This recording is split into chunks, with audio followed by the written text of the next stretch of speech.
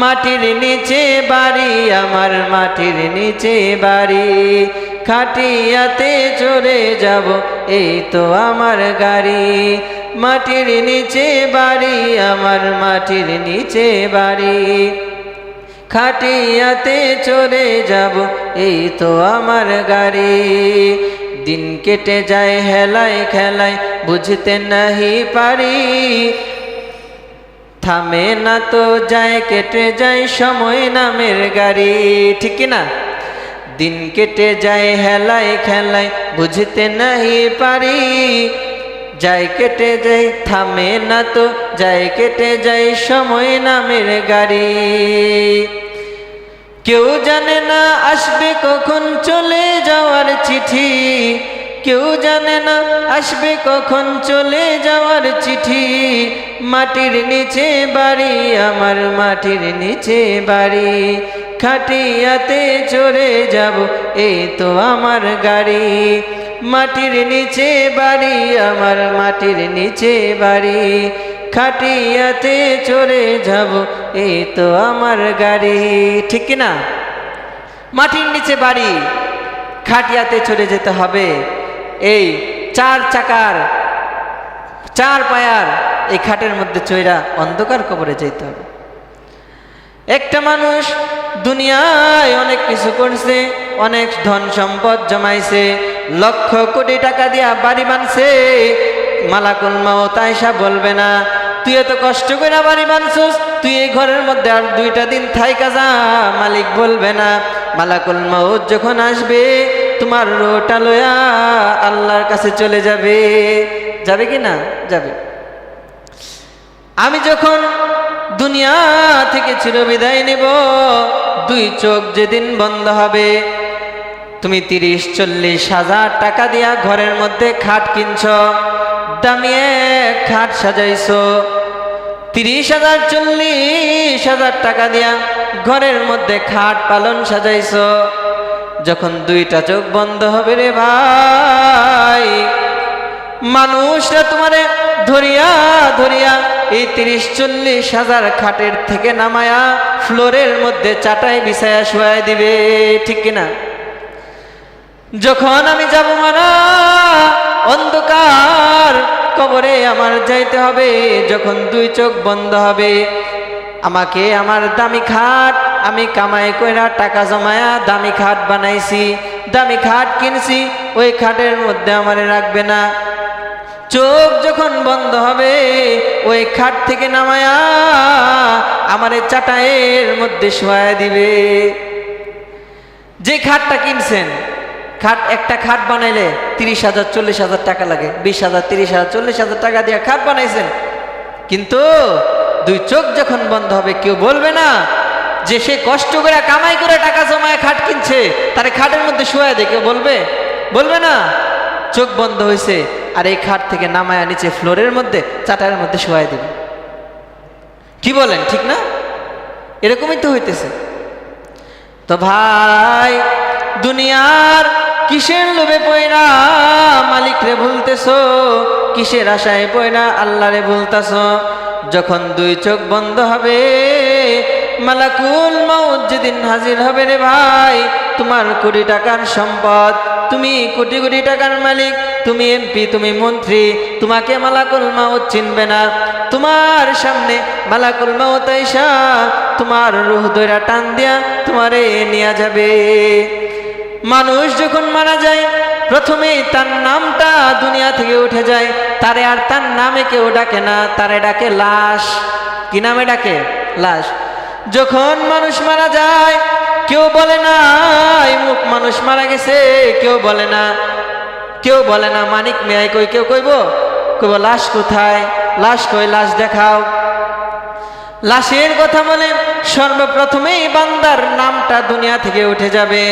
মানুষ গিয়া লাশ খুঁজবে, কেউ দৌড়ায়া যাবে বাজারে কাফনের কাপড় আনার জন্য, আবার কেউ দৌড়ায়া যাবে বাঁশের ঝাড়ে বাঁশ কাটার জন্য, কেউ দৌড়ায়া যাবে বাজারে চাটাই আনার জন্য, আবার কেউ যাবে গোরস্থানে, কেউ যাবে গোরস্থানে কবর খোঁড়ার জন্য। ঠিক কিনা? জানি না রে ভাই, কার কার জানি কাফনের কাপড় টেলার্সের দোকানে চলে আসছে, কার জানি কবরের বাঁশের জারের মধ্যে দুল খাইতেছে। জানি না রে ভাই, কার কবরের মাটি জানি অপেক্ষা করতেছে কখন তুমি আমার বুকে আসবা। মানুষটা যখন মারা যায় কেউ রাখার চিন্তা করে না, একজন দৌড়া যায়, একদল দৌড়া যায় কবর করার জন্য, আরেক দল দৌড়া যায় কাফনের কাপড় আনার জন্য, আরেক দল দৌড়া যায় বাঁশ কাটার জন্য। তাহলে বলেন ভাই, আমার দুনিয়ার জীবনের কি মূল্য রইল? আমারে বলেন, কোন মূল্য নাই। মানুষ মিলা, সবাই মিলে, আত্মীয় স্বজনরা মিলে পরামর্শ করবে কখন দাফন কাফন করা যায়, কয়টা সময় জানাজা দেওয়া যায়, দাফন কাফন করা যায়। মানুষগুলো পরামর্শ করিয়া আমারে এই 4 পায়ার গাড়ির মধ্যে, 4 পায়ার খাটের মধ্যে আমারে শোয়া অন্ধকার কবরের দিকে নিয়ে যাবে। যাবে কি যাবে না? অন্ধকার কবরের দিকে নিয়ে যাবে। জানাজার নামাজ পড়ায়া অন্ধকার কবরের পাশে নিয়ে যাবে। কবরের পাশে নিয়া কবরের মধ্যে 4 জনে মিলিয়া অন্ধকার কবরে মাটির নিচে আমারে নামায়া দিবে। দিবে কি দিবে না? দিবে। 4 জনে মিলিয়া দোস্ত রাখবে আসল বাড়ি। 4 জনে মিলিয়া দোস্ত রাখবে আসল বাড়ি। 4 জনে মিলিয়া আমার সন্তান খাট থেকে নামায়া অন্ধকার কবরের মধ্যে আমারে শোয়া দিবে। অন্ধকার কবরে শোয়া বাঁশ দিয়া, বেড়া দিয়া, চাটাই দিয়া, উপরে চাটাই দিয়া আমারে মাটি চাপা দিয়া আত্মীয় স্বজন সবাই চলে আসবে। 40 কদম আসার পরে ওই কবরের মধ্যে বান্দা উঠে বসে যাবে। বান্দার কবরে 2 ফেরেশতা চলে আসবে। ফেরেশতা এসে প্রশ্ন করবে, কিরে বান্দা, দুনিয়ায় কি করছস? জবাব দে। দুনিয়ায় আল্লাহর ইবাদত করছস কিনা? জবাব দে। মার রব্বুকা, তোমার রবকে। করবে কি করবে না? মার রব্বুকা, তোমার রবকে। বান্দা যদি আল্লাহর ইবাদত করছে, দুনিয়ায় আল্লাহরে সিজদা দিছে, দুনিয়ায় আল্লাহরে বান্দা মানছে, তাইলে কবরের মধ্যে বান্দা বলবে আমার রব হইল আল্লাহ।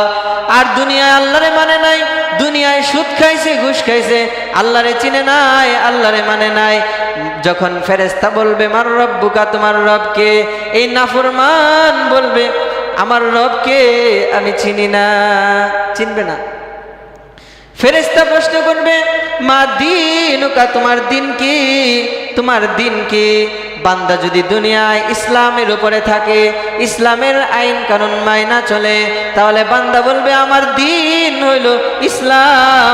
আর যদি বান্দা দিনের হুকুম আহকাম মানে নাই, আল্লাহর নাফরমানি করছে, বান্দা বলবে আমার দিন কি আমি জানি না। ভুলায় দিবে কে? আল্লাহ ভুলায় দিবে। এবার ফেরেশতা আমাদের নবী মুহাম্মদুর রাসূলুল্লাহ সাল্লাল্লাহু আলাইহি ওয়াসাল্লামকে দেখায়া দিবে। রাসূল সাল্লাল্লাহু আলাইহি সাল্লামকে দেখায়া বলবে এই মহামানুষটিকে। মান নবিয়ুকা, তোমার নবীকে। বান্দা ডাক দিয়ে বলবে, যদি দুনিয়ায় বান্দা নবীকে চিনছে, নবীর সুন্নতকে আঁকড়া ধরছে, নবীকে ভালোবাসছে, ওই বান্দা বলবে এটা কেউ না রে, এটা হইল আমার ভালোবাসার নবী মুহাম্মাদুর রাসূলুল্লাহ সাল্লাল্লাহু আলাইহি ওয়াসাল্লাম। আর দুনিয়ায় নবীরে মানে নাই, নবী যেভাবে বলছে সেভাবে চলে নাই, নবীজির সুন্নতকে আঁকড়ে ধরে নাই, তাহলে এই হতভাগা বলবে এই মানুষটিকে আমি চিনি না। যদি দুনিয়ায় আল্লাহর হুকুম আহকামগুলি না মানে, রাসূলের তরিকায় না চলে, প্রশ্নের উত্তর দিতে পারবে না, তখন ফেরেশতা বলবে আল্লাহ আপনার এই বান্দা মিথ্যা বলছে। এবার আল্লাহ তাআলা ডাক দিয়ে বলবে এই বান্দার কবরে জাহান্নাম থেকে সরাসরি লাইন করে দাও, জাহান্নামের একটা দরওয়াজা এই বান্দার কবরে খুইলা দাও, বান্দার কবরে সাপ বিচ্ছু ঢুকায়া দাও। বান্দার কবরে জাহান্নামের আযাব দিয়া ভরপুর করে দাও। আর যদি বান্দা সঠিক উত্তর দিতে পারে, বান্দা যদি বলে আমার রব আল্লাহ, আমার দ্বীন ইসলাম, আমার নবী মুহাম্মদুর রাসূলুল্লাহ সাল্লাল্লাহু আলাইহি ওয়াসাল্লাম, যদি বান্দা সঠিক উত্তর দেয়, আল্লাহ তাআলা বলবে ফেরেশতারা রে, আমার বান্দার কবরে জান্নাতের বিছানা বিছায়া দে। সুবহানাল্লাহ। জান্নাতের বিছানা বিছায়া দিবে। জান্নাতের বিছানা পাইয়া বান্দা কবরের মধ্যে এক ঘুম দিবে, এক ঘুমে কিয়ামত কায়েম হয়ে যাবে। সুবহানাল্লাহ। কিয়ামতের সময় ফেরেশতারা আয়েশা বান্দারে কবরের মধ্যে ডাকবে, কিরে বান্দা, আল্লাহর বান্দা উঠ। আল্লাহর বান্দা উঠবে, উঠা বলবে মাত্র ঘুমিয়েছিলাম, কেন আমারে ডাক দিলি? ফেরেশতা ডাক দিয়ে বলবে না রে বান্দা, না না না, তুই এখন ঘুমাস নাই, তুই মৃত্যুর পরে যে ঘুমাইছিলি, এখন কিয়ামত কায়েম হয়ে গেছে, হাজার হাজার বছর ধরে তুই ঘুমাইতাছস। সুবহানাল্লাহ। এখন ঘুমানোর সময় না, এখন চল রে চল, এখন হাশরের ময়দানে আল্লাহর সামনে দাঁড়াইতে হবে। কবর থেকে উঠা আল্লাহর সামনে দাঁড়াইতে হবে রে বান্দা, উঠ, এবার কবরের হাশরের ময়দানের দিকে যা। সমস্ত কবরবাসী হাশরের ময়দানের মধ্যে গিয়ে জমা হবে। হাশরের ময়দানে জমা হবে। সূর্যটা মাথার অর্ধ হাত উপরে চলে আসবে। কতটুকু উপরে চলে আসবে? অর্ধ হাত। অল্প সময়ের ভিতরে সংক্ষিপ্তভাবে হাশর ময়দানের ভয়াবহতা বলে শেষ করে দিব। হাশরের ময়দানে মাথার অর্ধ হাত উপরে সূর্য চলে আসবে, অর্ধ হাত উপরে চলে আসবে। মাথার মগজগুলো গলে গলে ভাতের মারের মতো গইল্লা ভাতের মারের মতো টকবক টকবক করতে থাকবে। মাথার মগজ ভাতের মারের মতো টকবক টকবক করিয়া নাকে কানে দিয়া বাইর হইয়া যাবে। এমন কঠিন দিনে, কঠিন বিচারের দিনে সমস্ত নবী ইয়া নাফসি নাফসি করবে। সমস্ত নবীগণ বলবে ইয়া নাফসি ইয়া নাফসি। সমস্ত মানুষ বলবে ইয়া নাফসি ইয়া নাফসি। আল্লাহ আমারে বাঁচাও, আল্লাহ আমারে বাঁচাও। কি বলবে? আল্লাহ আমারে বাঁচাও, আল্লাহ আমারে বাঁচাও। সমস্ত নবীগণ ইয়া নাফসি নাফসি করবে, আল্লাহ বাঁচাও বাঁচাও বলে সমস্ত মানুষ কান্না করতে থাকবে। কান্না করতে করতে মানুষের চোখের পানি শেষ হইয়া চোখ দিয়া রক্ত গড়গড় করে পড়বে। বান্দা আফসোস করতে করতে বান্দার হাতের আঙ্গুল কামড়ায়া সিরা, হাত পর্যন্ত কামড়ায়া সিরা ফেলবে। এরপরও বান্দার আফসোস শেষ হবে না, আর বলবে ইয়া নাফসি ইয়া নাফসি ইয়া নাফসি। আল্লাহ গো আমারে বাঁচাও, আমারে বাঁচাও। সমস্ত নবীগণ নাফসি নাফসি করবে, কিন্তু একজন নবী আছে যে নবী নাকি সিজদার মধ্যে পইরা বলতে থাকবে ইয়া উম্মতি ইয়া উম্মতি। সুবহানাল্লাহ, আল্লাহু আকবার। এক নবী বলবে ইয়া উম্মতি ইয়া উম্মতি। আল্লাহ তাআলা বলবে ইয়া রাসূলুল্লাহ ইয়া হাবিবাল্লাহ গো, সবাই নাফসি নাফসি করতেছে, আপনি মাথা উঠান, মাথা উঠান। আপনি আর উম্মতি উম্মতি কইরেন না, আপনার উম্মতগুলো লয়ে আপনি জান্নাতের দিকে রওনা হন। সুবহানাল্লাহ। তখন আল্লাহ রাসূল সাল্লাল্লাহু আলাইহি ওয়াসাল্লাম মাথা উঠাবে, উঠায়া বলবে মালিক, দুনিয়ায় সারা জীবন কান্না করছি উম্মতের লাইগা, এখনো কান্না করি উম্মতের লাইগা, আমার উম্মত ছাড়া আমি জান্নাতে যাব না। সুবহানাল্লাহ। ওই নবীর উম্মত কে? আমরা না? ওই নবীর উম্মত আমরা, কিন্তু এর মধ্যে আসল আর নকল আছে। এর মধ্যেও কি আসল আর নকল আছে? আসলটি আর নকলটি আসেনি। আসল টাকা লয়ে বাজারে গেলে যত মন চা কিনা লয়ে তারবেন, নকল টাকা লয়ে যদি বাজারে যান কি আনতারবেন? কোন কিছু আনতারতেন না। আর আল্লাহর রাসূলের উম্মত, খাঁটি উম্মত যে হবে, আসল উম্মত যে হবে, তাকে চিনিয়া চিনিয়া আল্লাহ রাসূল লইয়া জান্নাতের মধ্যে হাসতে হাসতে জান্নাতে চলে যাবে। আর যারা নাকি রাসূলকে মানে নাই, দুনিয়ায় রাসূলের অনুসরণ করে নাই, আল্লাহরে মানে নাই, সিজদা দেয় নাই, রুকু করে নাই, আল্লাহ তাআলার তাসবিহ পড়ে নাই, আল্লাহর হুকুম মানে নাই, রাসূলের তরিকায় চলে নাই, ওই বান্দাগুলো হবে নকল। ওই নকল উম্মতদেরকে আল্লাহ রাসূল নিবে না, আসল উম্মতদেরকে লইয়া আল্লাহ রাসূল জান্নাতের দিকে রওনা হবে।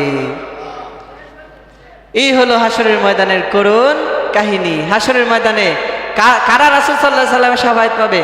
যারা দুনিয়াতে আল্লাহর হুকুম মানছে, রাসূলের তরিকায় চলছে, যারা দুনিয়ায় ইবাদত করছে, তাদেরকে আল্লাহ রাসূল শাফায়াত করে জান্নাতে নিয়ে যাবে। যারা দুনিয়াতে কি করছে বলেন? ইবাদত করছে। ওই যে কথা জাগাত গেছেনি, কি বলছিলাম? মা খালাকুতুল জিন্না ওয়াল ইনসা ইল্লা লিয়াবুদুন। এর দুনিয়ার মানুষ, তোরে আর জিনকে বানাইছি শুধুই আমার ইবাদত করার লাইগা। কিসের জন্য বানাইছে? ইবাদত করার জন্য বানাইছি। যদি ইবাদত করে রাসূলের তরিকায় চলে, ওই মানুষটারে আল্লাহ রাসূল সাল্লাল্লাহু আলাইহি ওয়াসাল্লাম চিহ্নিত করিয়া জান্নাতের মধ্যে নিয়ে যাবে। সুবহানাল্লাহ। এজন্য ওই জান্নাতে যাইতে চায় কি চায় না? রাসূলের সুপারিশ পাইতে চায় কি চায় না? রাসূলের সুপারিশ যদি পাইতে চায়, আল্লাহকে যদি পাইতে চায়, আল্লাহর জান্নাত যদি পাইতে চায়, রাসূলুল্লাহ সাল্লাল্লাহু আলাইহি সাল্লামের সুপারিশ যদি পাইতে চায়, তাহলে আজ থেকে 1 নাম্বার করণীয় আল্লাহর হুকুম মানতে হবে, 2 নাম্বার রাসূলের তরিকায় চলতে হবে। আল্লাহর হুকুম মানতে হবে, রাসূলের তরিকায় চলতে হবে। এই 2 গুণ অর্জন করেন, ঈমান বানান, আমল বানান, ইনশাআল্লাহ রাসূল সাল্লাল্লাহু আলাইহি সাল্লামের শাফাআত পায়া হাসতে হাসতে জান্নাতে চলে যাবেন। আল্লাহ তাআলা আমাদের সকলকে যে কথাগুলো বললাম এবং শুনলাম, আল্লাহ তাআলা আমল করার তৌফিক দান করেন। আল্লাহ তাআলা আমাদের সকলকে আল্লাহর ইবাদত করনেওয়ালা বান্দাদের মধ্যে শামিল করে দেন। আল্লাহ তাআলা 5 ওয়াক্ত নামাজ গুরুত্ব সহকারে আদায় করার তৌফিক দান করেন।